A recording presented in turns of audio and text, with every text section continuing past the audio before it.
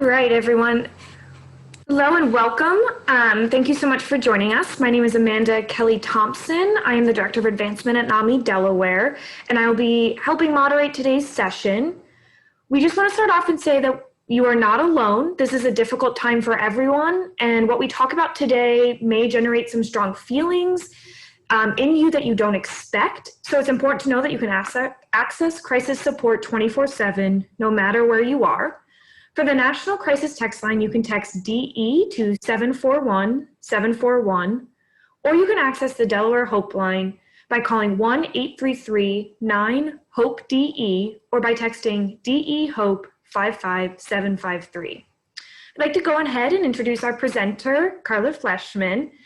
Karla is the Clinical Director of Transitions Delaware, LLC, located in Newcastle County, providing clinical counseling with a specialization in LGBTQ+, consultation services, and cultural responsibility training with a special focus on creating safer, supportive environments for LGBTQ+ folks.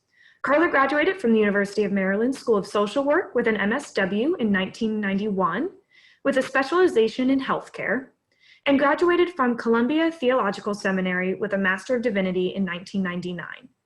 She is professionally dedicated towards seeing Delaware have safer, more supportive schools for LGBTQ youth. This presentation will not have a question and answer session at the end in order to maximize time, but please still type any questions you may have in the chat box. Questions will be answered after the presentation and will be made available to participants. I will now turn it over to Karla. Hello, thank you. And it's nice to see everybody's names on the Zoom meeting list. I have noticed that some people are call-ins, and so as courtesy so they can get as much participation in this presentation as possible, I will do some reading of slides since they won't be able to see them. Now let me see if I can successfully do a screen share and get this going. All right. And let me move the bar and present. Here we go. So we are focusing on tip of the iceberg, microaggressions towards LGBTQ clients in mental health.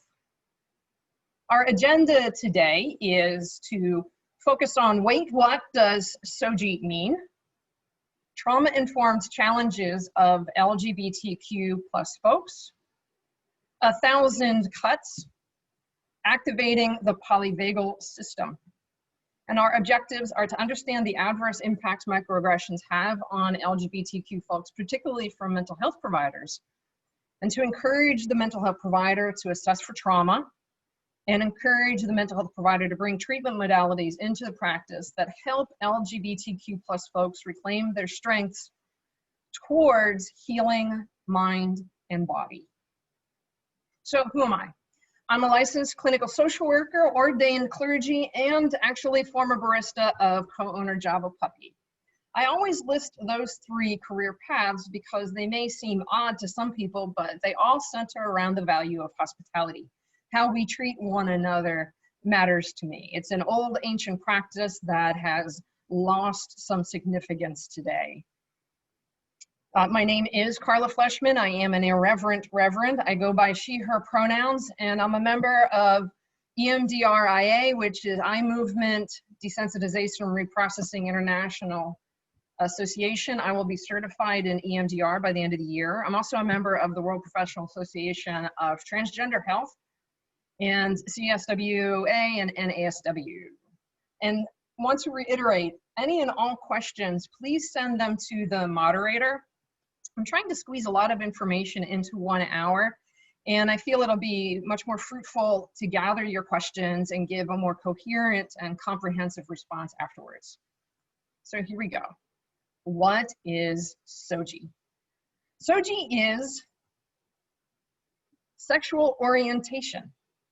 And really, it's important that people recognize that for sexual orientation, I'm talking about your physical attraction and your emotional attraction. It's who your heart tells you that you love or like. And the gender unicorn is the image I'm showing for those that are audio only. You can Google gender unicorn to take a peek at the image.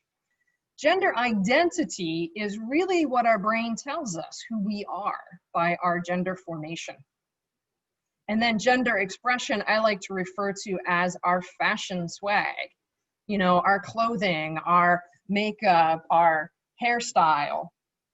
What is important to recognize around these three is we sometimes conflate orientation and identity, and really, they are not the same thing. When we are born, the medical provider, the doctor, the nurse practitioner, midwife, looks at the genitals and says, this is the sex assigned, but we call it gender identity. And really, from day one, that newborn is attributed the gender that is appearing literally between their legs. I mean, I hate to be so blunt, but that's really what it's about.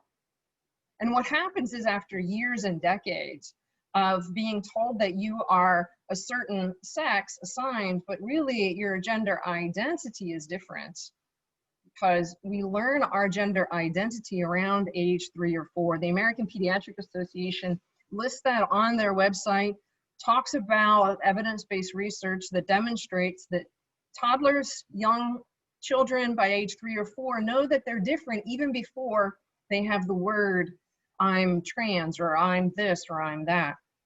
And what happens after decades of being assigned a gender that doesn't fit and being put into that gender role by expression, it can create a significant crisis as the child develops. You see, everything that we have created is set up from a binary construct. Our clothing, our jewelry, our jobs, everything is the false binary construct of either one or the other. So a few quick tips I want to give you right up front, since orientation and identity and expression are all separate. Refrain from assuming a person's gender identity based on their appearance. Ask about affirming name and pronouns. Sometimes I'll hear people say preferred as if it is a choice, a decision to just today I'm going to be so-and-so. But really it is about affirming, not preferred. Having forms that affirm a person providing their sexual orientation, gender identity, gender expression information to you. You know, adopt gender neutral ways of greeting or addressing all people.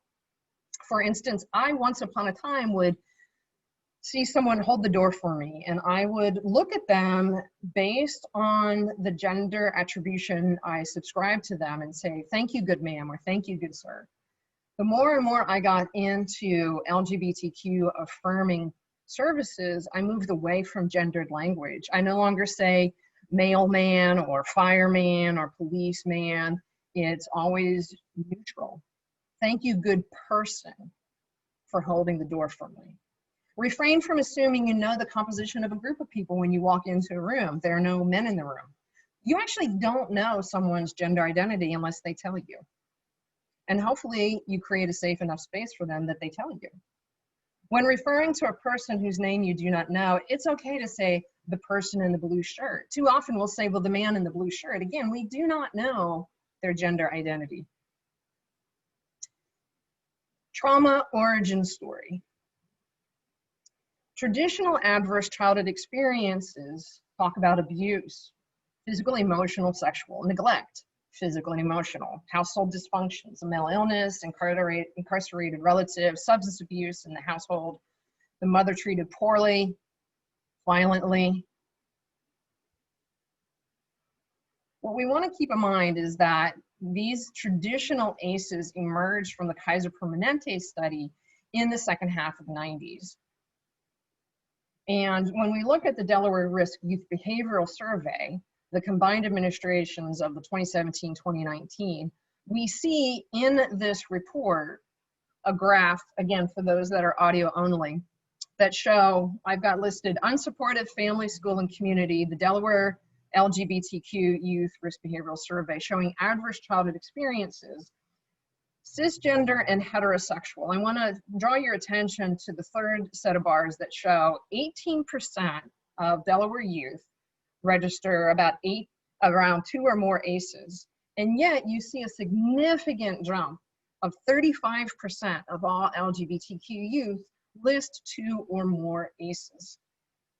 Well, on top of the traditional ACEs that come from the Kaiser Permanente study, I like to frame what I talk about as LGBTQ adverse childhood experiences, which again lead us to, from a cultural perspective, if your culture doesn't recognize a gender spectrum and a sexual orientation spectrum, if your parents or guardians think that they've been raising a girl all this time or raising a boy all this time and you're not because your brain says this is who I am, or if you go to a school that makes no space for you, those are adverse childhood experiences that also disrupt neurodevelopment, lead to social, emotional, and cognitive impairment, and the adoption of health risk behaviors.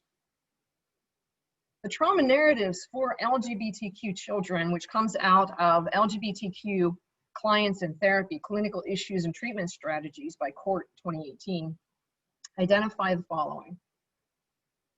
Knowing you are different before knowing the words LGBTQ. Again, by age 3 or 4, a child will begin to recognize I'm the same and doesn't think about it. They're assigned male. They identify male. They use he, him pronouns without any disruption in their mind, in their body, in their nervous system.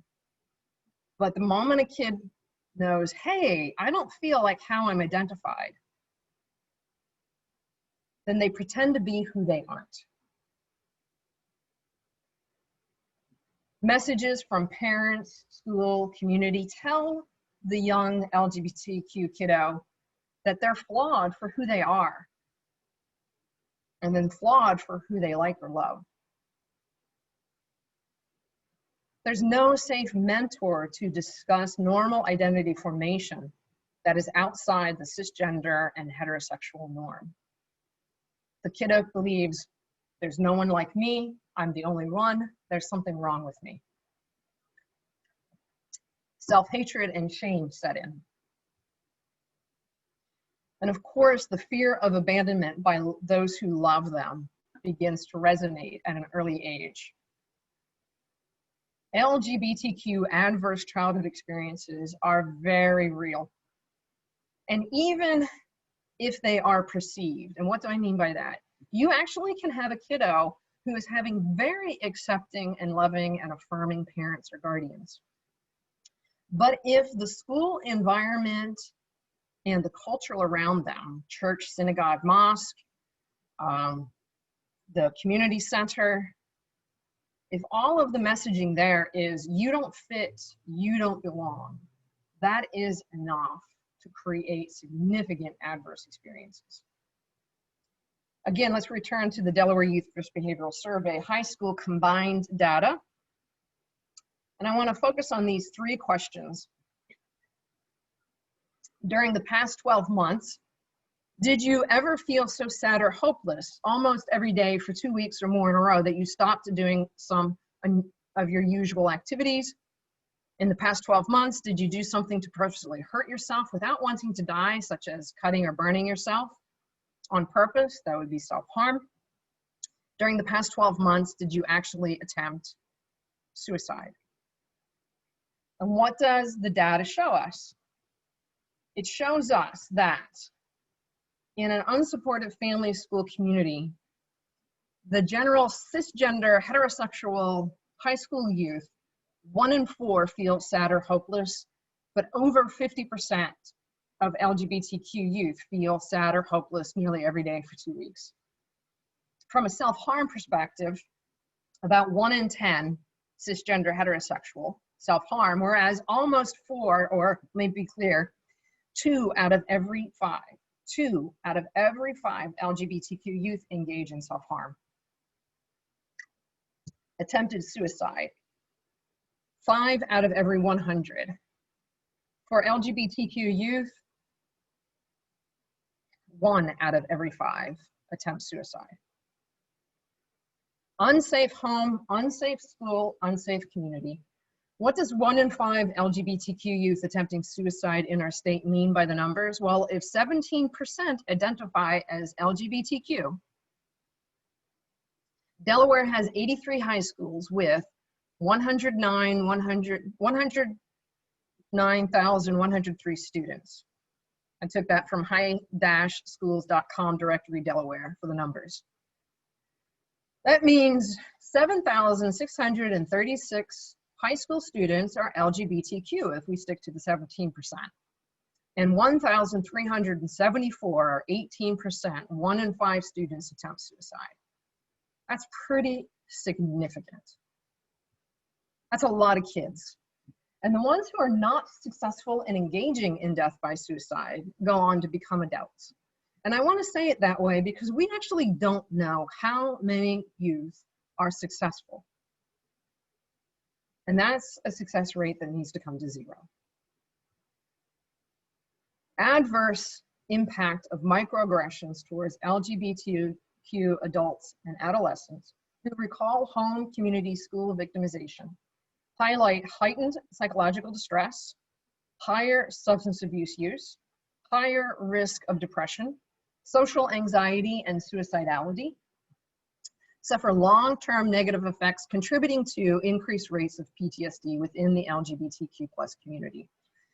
Now, if you want to study this slide a little bit more, the online resource where I quote a lot of different articles, research articles, is in the Delaware Journal of Public Health 2019 Volume 5 version, Building Resilience, Reducing Risk, 4 Pillars to Creating Safer, More Supportive Schools for LGBTQ+ Youth.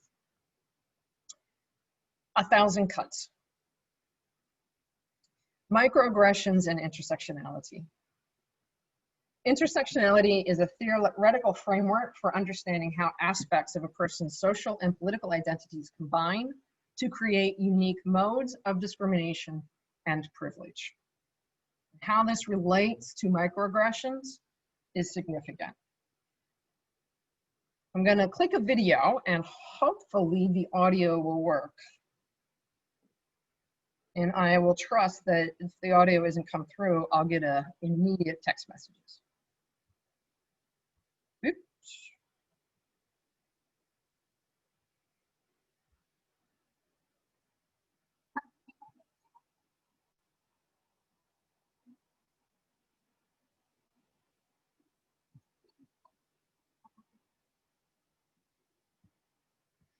All right, so the video is not working. I had this happen before. Well, I have to log out of share. Sorry, y'all. And log back in with sharing video. Share computer sound. Thank you all for being my first virtual training. Here we go.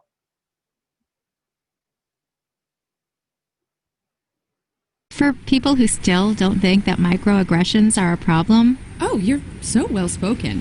just imagine, instead of being a stupid comment, a microaggression is a mosquito bite. Ugh, it's a compliment.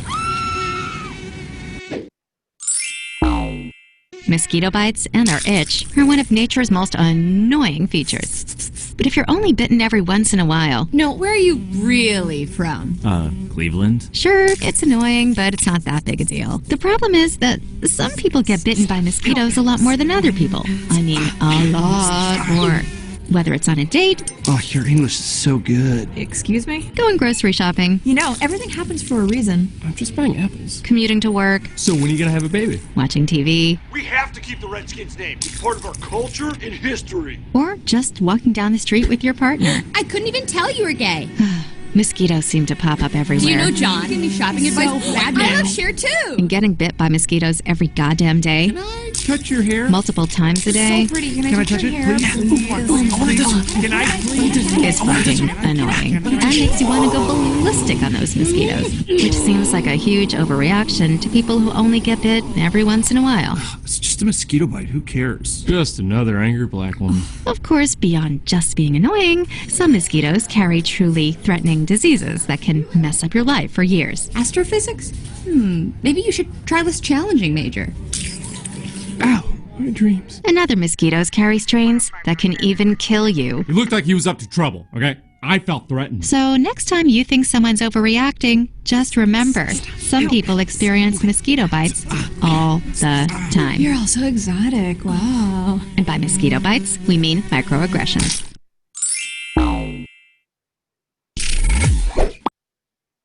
The Origins of Intersectionality was coined by Kimberly Crenshaw, civil rights activist and legal scholar, in 1989, discussing the intersectionality of feminist ideas, traditional feminist ideas, that did not work towards anti-racist policies, incorporating them both.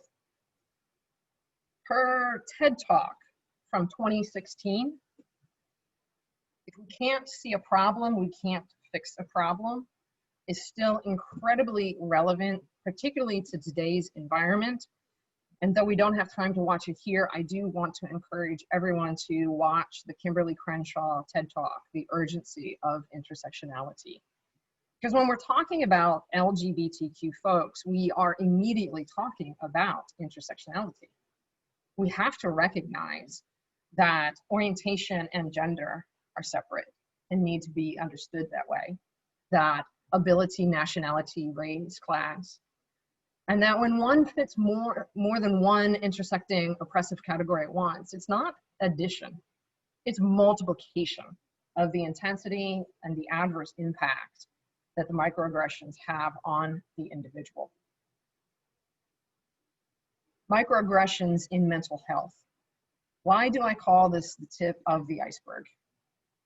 Well, microaggressions by mental health providers toward LGBTQ folks prevents the building of a trust relationship, causing obvious impediment toward addressing LGBTQ specific ACEs, as well as your traditional adverse childhood experiences.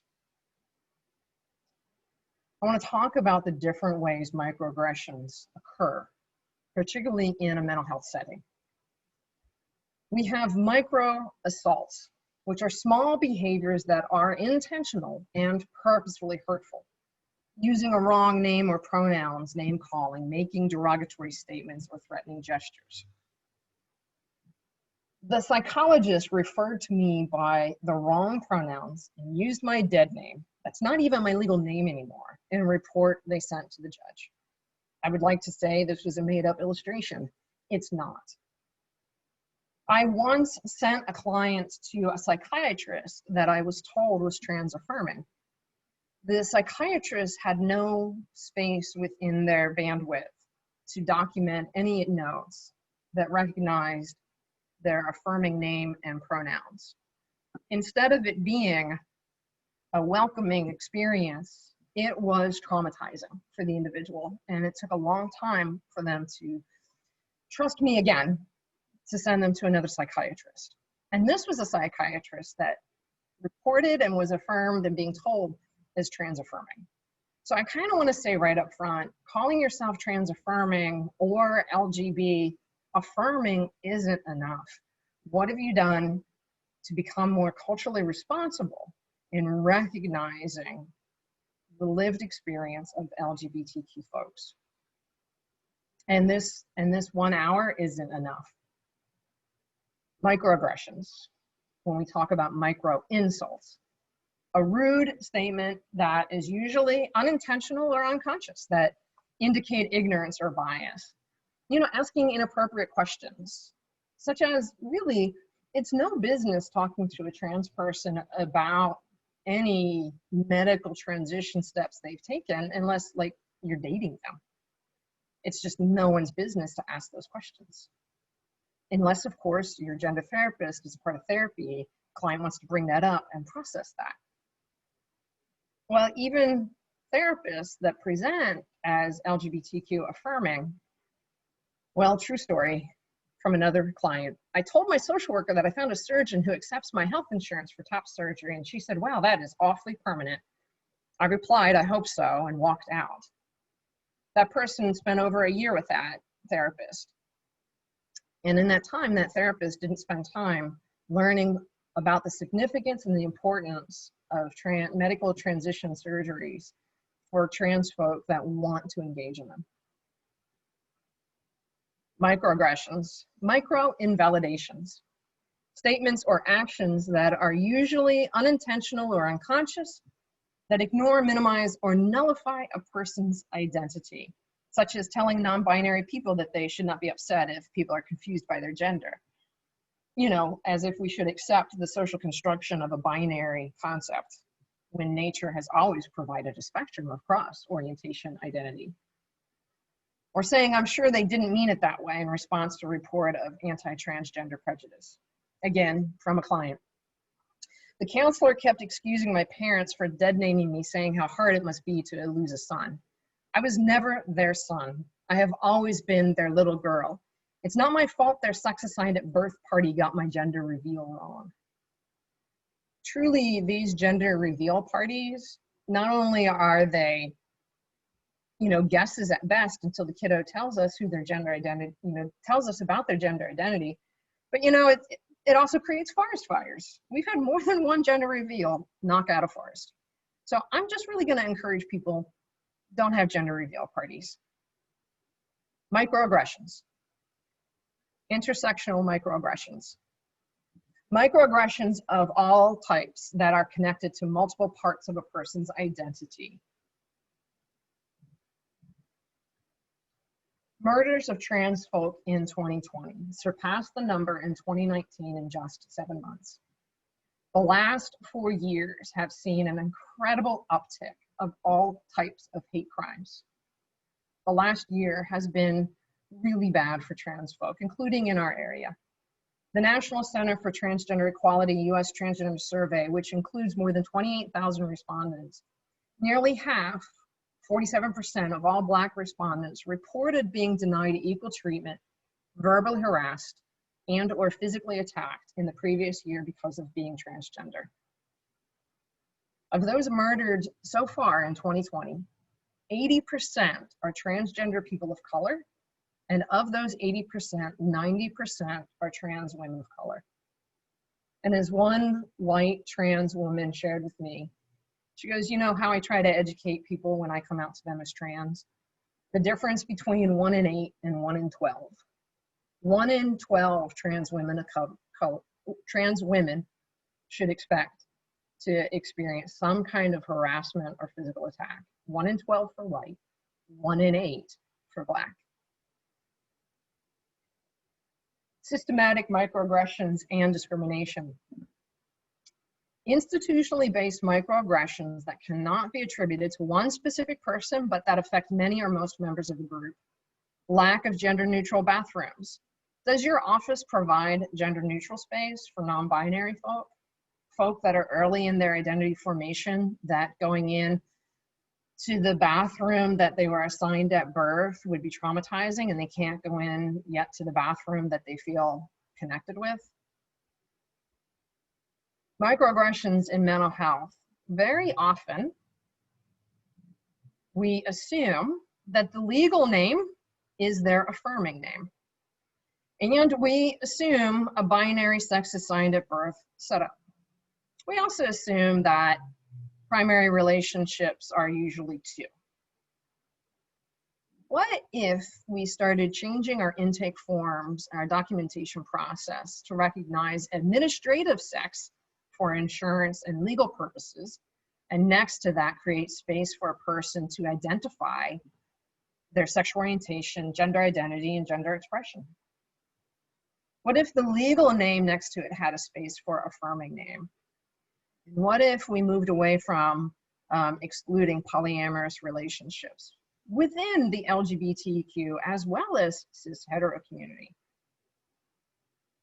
It would create more hospitable and welcoming space right from the get-go.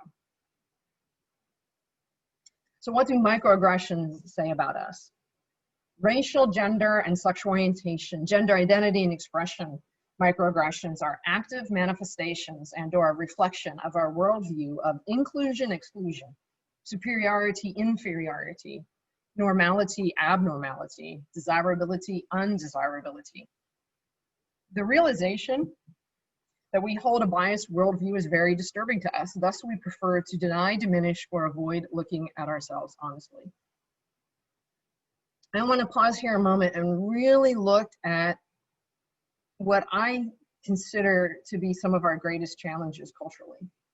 Our culture is set up to support binary opposition. Binary opposition automatically puts one side against the other side, and everything is defined as two sides, binary. We say black and white, as if all race relations were black and white. Well, I've started to hear some people say black, brown, and white. Well, we also have an Asian community, and we have folks that are multiracial, that don't subscribe to one racial ethnic classification for self. We talk about rich and poor. We talk about, well, even just as simple as left hand and right hand. Right-handed people make up about 90% of the population, and if you're left-handed, well, that was once the sign of the devil. When we limit all of our conversation to binary, we create a setup of men are better than women. That's another binary construction. So to really begin to look at all the ways we create an either or, up or down, in or out, black and white, male, female, rich and poor, Christian, and then of course everybody else not Christian. Because in our culture, we really promote, first and foremost, some type of Christian speak or language from most of the holidays that are recognized. So much of our culture is binary, he or she. To begin to become aware of the binary opposition and look at how we can change our language and change our attitudes, that can go a great distance in changing how we relate not only to the clients we serve, but everybody that we see. The realization that we were raised in a culture that has biased worldviews can disturb us. And we may only be able to accept some of the ways that we've been biased, but to really challenge ourselves and say, hey, for myself, I have to always ask the question, my white privilege, my having gone to college privilege, my cisgender privilege, what do I do with that?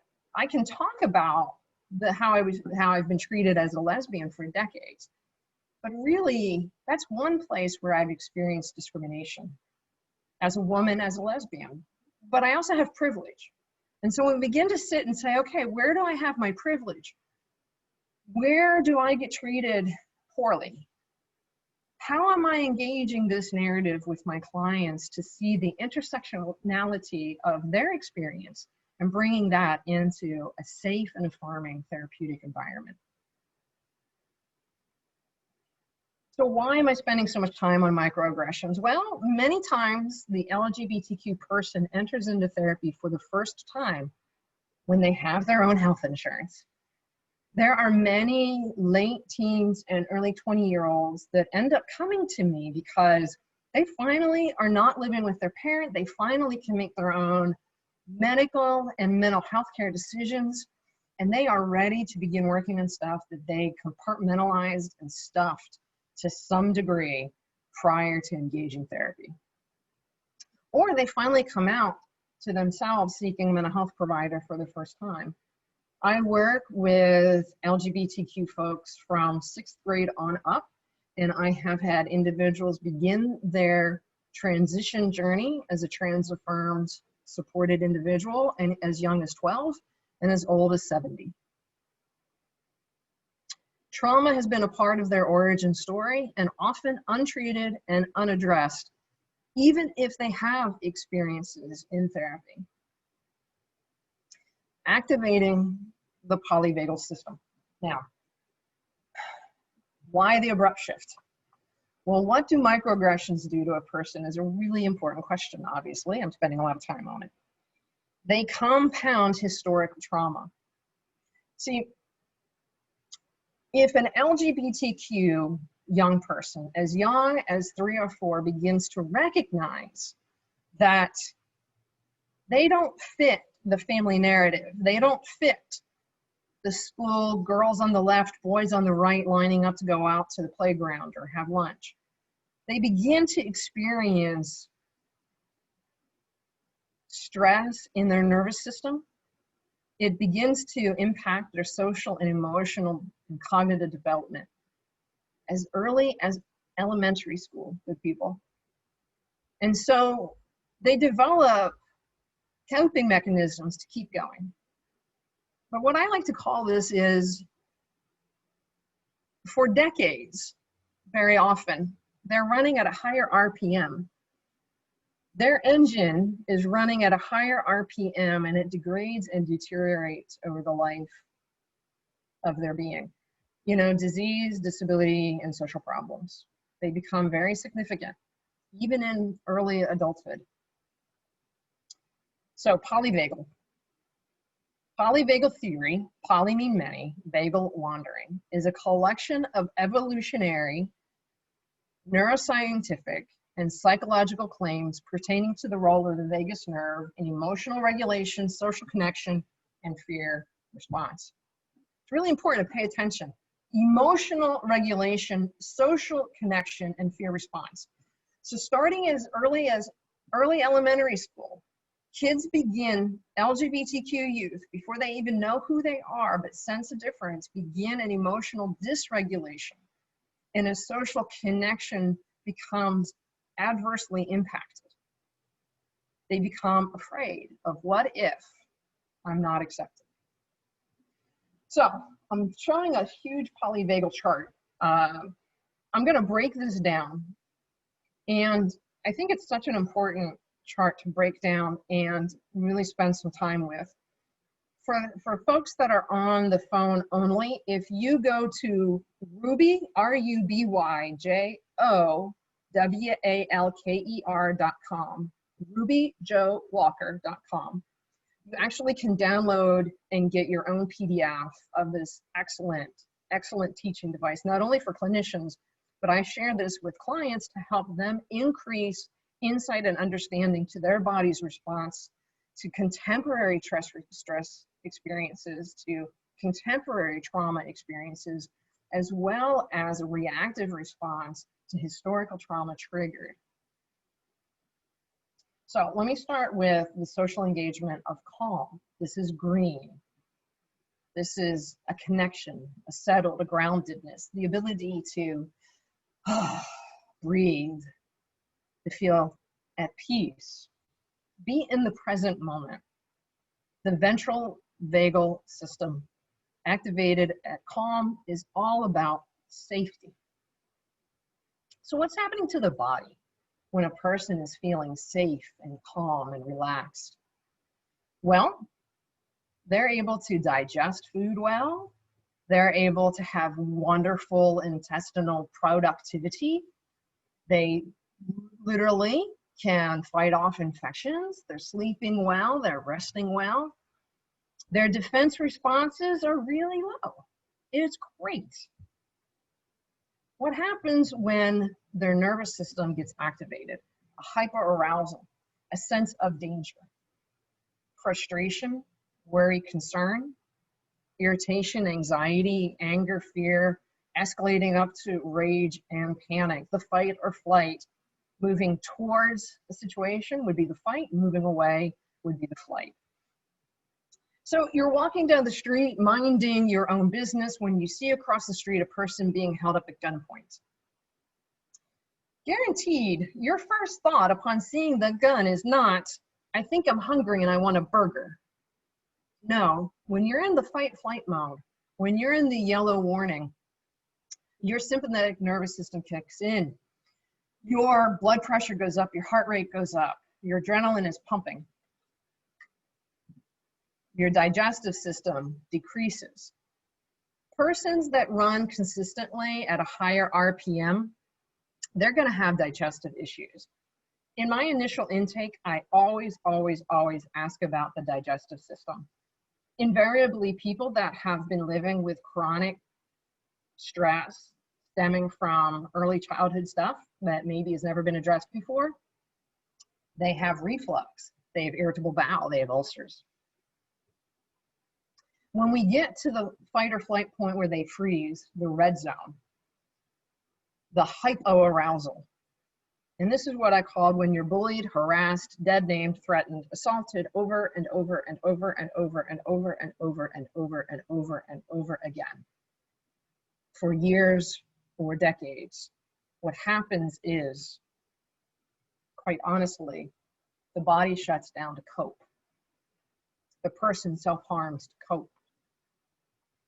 The person is too exhausted to be on alert, so they check out. You know, a kiddo can know at age 3 or 4 that they're different. Where it really hits the fan is when puberty starts.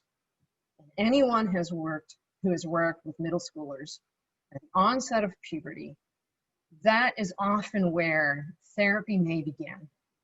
And the kiddo may or may not have the space to be able to articulate their truth. But what we do know is they have already been running at a higher RPM for at least 10 years. 8 to 10 years. So when we talk about the polyvagal chart and the importance of working with LGBTQ youth, it's to recognize that they could have gone through years or decades of running at a higher alert system, living perpetually in fight-flight mode, and what that does to their body. And it makes sense that almost 40% of LGBTQ youth in high school engage in self-harm to try to regulate their disrupted nervous system. Trauma and PTSD is often missed and misdiagnosed. I've literally had clients come to me from trauma-informed therapists that gave them the diagnosis major depression treatment resistant. The moment we started working on their trauma history, looking at them living with PTSD, complex, acute. The moment we shifted the diagnosis and treatment plan and started resourcing them, things have shifted. Generalized anxiety, social anxiety, borderline personality disorder as well. Without a good trauma history, we can miss that they may actually have PTSD that's never been diagnosed and treated. Within the first 3 sessions, I always assign homework to a client to create a significant life events timeline that includes year, age, brief description of significant life events. So when I talk about the significant life events timeline, they get to decide what's significant. And sometimes, depending on what the reasons are that they come into therapy, I might ask them to, in addition to the general significant life events, I'll say, hey, why don't you do significant life events related to the formation of your sexual orientation or your gender identity? And for some, it's the first time anyone's ever said, hey, look at your childhood. And they begin to look and reflect back and go, oh my gosh, I had a crush on my teacher in 3rd grade. Wow, that means something different to me now. So how the polyvagal theory can help clients regulate a trauma response. And hopefully this video will have the audio attached. Here we go. Oop. How about we get the video to play? There we go.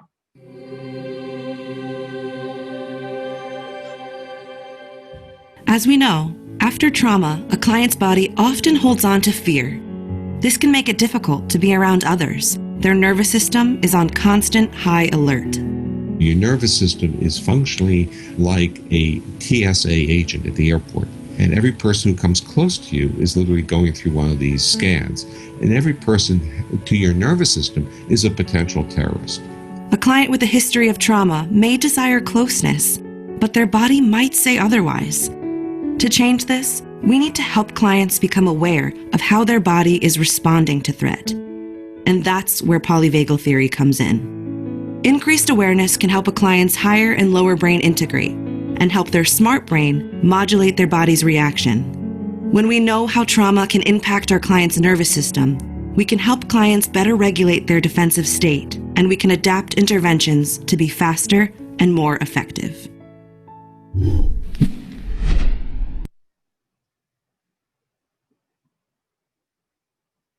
So the therapies that I use a lot are somatic therapy, a form of body-centered therapy that looks at the connection of mind and body and uses both psychotherapy and physical therapies for holistic healing. EMDR, eye movement desensitization reprocessing, emotional freedom technique, often known as tapping, and then mindfulness-based cognitive behavioral therapy. Because most of my clients are LGBTQ, and the ones that aren't tend to have PTSD, that's my wheelhouse of specialties, making the mind-body trauma connection to begin to educate them and change their narrative of self-based shame. Why can't I deal? How come I get upset? By beginning to answer their questions on what the current present day dysregulations around mood may stem from historical trauma, and then helping them tune into their body narrative can be profoundly transformative for the individual. Self-soothing techniques are butterfly hugs. I'm sure folks will be familiar with that one. There's one that I call self-hugging, and actually if you take your right hand and place it underneath your left armpit, you're actually placing your right hand under the left armpit close to the lymphatic system. You take your left hand and you actually hold your bicep, tricep, and just let your shoulders relax, and you're hugging yourself. As you're hugging yourself, breathing calm, just breathe. It's very relaxing. I share this with clients, and what I tell them is, for many clients that have had trauma that is implicit memory before they have recall of any specific events, they might have an emotional response and they don't understand why. They understand that. The other thing that I share with them is implicitly just holding yourself this way can trigger a good memory, an infant swaddled and held and comforted. I have had a few clients, the moment they started to self-hug, broke down and cried. The very act of hugging and loving themselves in that moment was overwhelming, and at the same time felt very good. I spend a great deal of time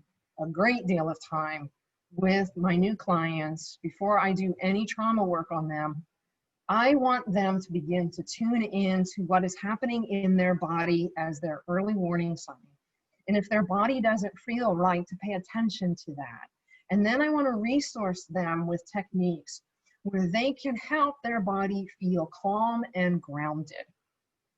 I once had a client, I noticed that every time that they got stressed, they would take their hand and start scratching the inside of their eye, like right below their eye. Well, one of the acupressure points that can assist with historical trauma and shame involves tapping right below the eye. So I taught them the tapping points for acupressure and a positive narrative focused on the negative adverse experience that they were going through. And it took them, I kid you not, it took them months to be able to tell me something about themselves. But the moment I began to see their distress around approaching, telling me this, and then they were able to hit that acupressure point within that same session, they told me what took them months before to be able to say. When we help people connect with their body, that mind-body connection, we are empowering them. They don't need to rely on us in the 1 hour a week or two, but we're teaching them how to regulate their bodies and their emotions between the therapy sessions, which is really empowering and equipping them, particularly LGBTQ folks. So, with closing thoughts,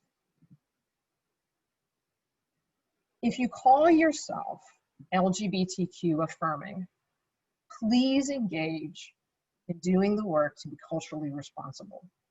It really matters, because you may say or do things unwittingly that disrupt the relationship between you and the client. And very often I end up seeing some of them come to me And there needs to be more affirming and responsible LGBTQ equipped clinicians, because I just gave you the numbers for teenagers.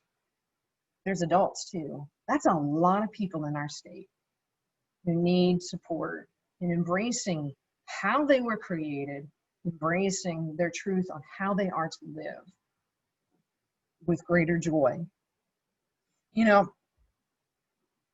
when we also equip them, when we help them change their inner narrative, that really became embedded, again, in early elementary school, the shame narrative, the self-hatred narrative, when we really focus on bringing together the mind-body connection and helping them focus on their narrative through treatment modalities such as positive psychology, by changing their narrative and helping them equip themselves to self-soothe and self-regulate, we really are empowering them to get out of therapy rather than to perpetually be in therapy for the rest of their lives. We don't want them in therapy their whole life when they don't need to be.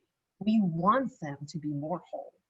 We want more productive, empowered, and positive citizens to make our world a more hospitable and enjoyable place to live, now more than ever. So I am going to actually end early. I feel that I've said everything that I need to say, so I'm going to stop.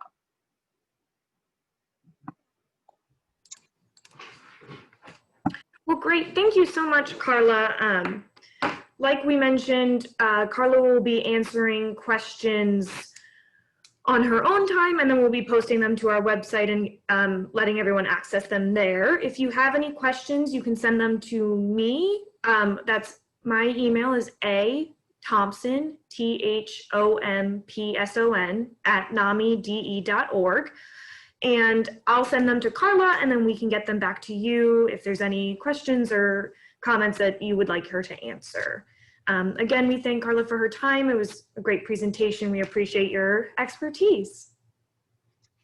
Thank you all very much. For those of you that send questions, great. For everybody to send feedback, this is the first I've put together this presentation, and I welcome your constructive input. To Amanda, I'm sure that they would also appreciate your input for future training. So thank you one and all, and have a great, great fall. Bye-bye.